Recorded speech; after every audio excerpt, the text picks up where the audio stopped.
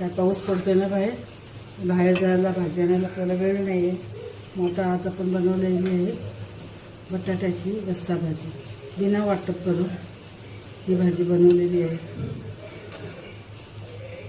अगदी चवीला भन्नाट भाजी झालेली आहे. तुम्ही पुरीबरोबर खाऊ शकता, काही ठिकाणी पुरीबरोबर पण ही भाजी खातात, भाकरीबरोबर खाऊ शकता, चपातीबरोबर खाऊ शकता. तर आपली ही भाजी तुम्हाला कशी वाटली, आवडली असेल तर आपल्या चॅनलला लाईक करायला विसरू नका.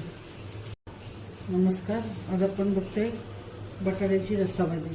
त्यासाठी कढई तापत ठेवले, तेल घेतले.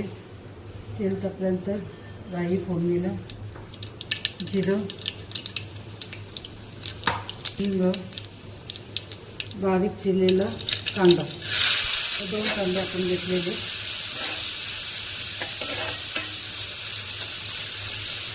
त्याला थोडा वेळ कांद्याचं पाणी सुटेपर्यंत आपण झाकण ठेवणार आहोत.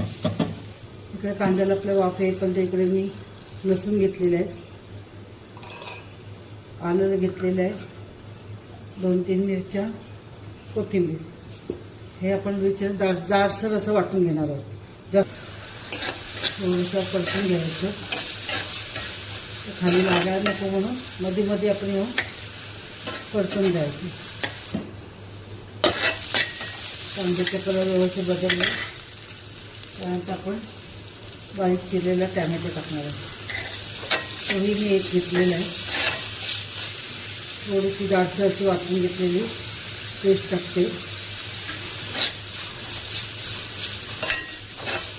त्याच्यावर आपण मीठ टाकून घेतलं तर फक्त आपला कांदा आणि टॅमॅटो शिजेल.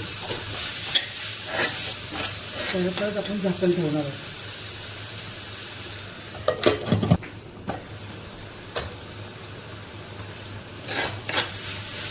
ग्रेव्हीसाठी कांदा व्यवस्थित शिजला पाहिजे. 1 चमचा धनिया पावडर, फ्रंटला मसाला 1 चमचा,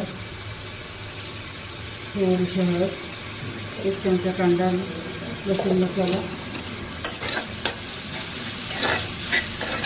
1 कप पाणी ओतणार आहोत. त्याची झाकण ठेवू. परत आपण 2 ते 3 मिनिट त्याला शिजवून घेणार. कांदा व्यवस्थित शिजला पाहिजे ग्रेव्हीसाठी. तिथे आपण झाकण काढून घेऊया.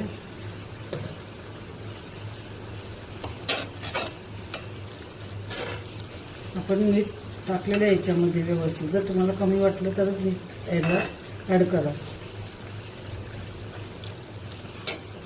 माझ्या ह्याच्यात मीठ बरोबर आहे. परत थोडा वेळ झाकण ठेवणार आहे, कारण कांदा अजून आपला शिजायला पाहिजे. थोडंसं तुम्हाला ग्रेव्हीसाठी अजून पाणी वाढवायचं असेल तर वाढवू शकता.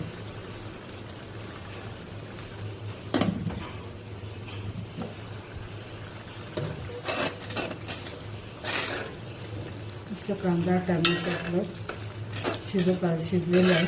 थोडीशी ग्रेव्ही जाडसर वाटते म्हणून थोडं आपण अजून त्याच्यामध्ये पाणी ॲड करणार आहोत.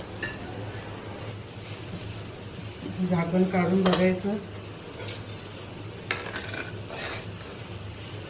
नुसतं कांदा टॅमॅटो छानपैकी शिजलेले आहेत आपले. त्याच्यामध्ये थोडंसं गूळ जो तुम्हाला आवडत असेल तर टाका, ऑप्शन आहे ते. आणि इथे 3 उकडलेले मी बटाटे घेतलेले ते आपण थोडंसं कुस्कर करून टाकून द्यायचं.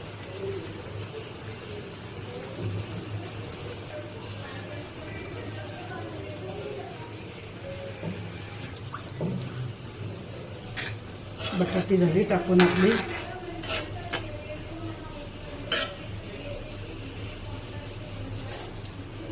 त्याच्यावरती झाकण ठेवायचं.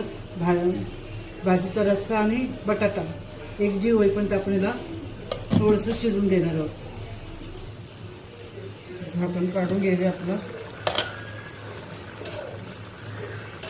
आता भाजी मला जशी पातळ पाहिजे, घट्ट पाहिजे तशी तुम्ही करू शकता. थोडंसं पाणी होतं.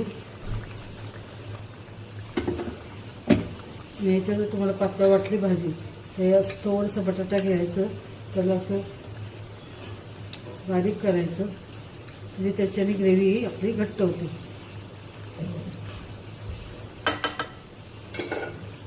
काही काही ठिकाणी ह्या भाजीबरोबर पुरी आणि बटाट्याची भाजी खातात. आपली ग्रेव्ही तयार आहे आता.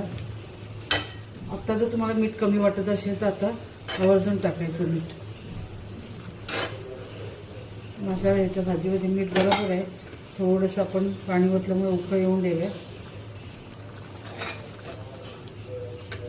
रेडी आहे भाजी खाण्यासाठी. आणि कोथिंबीर.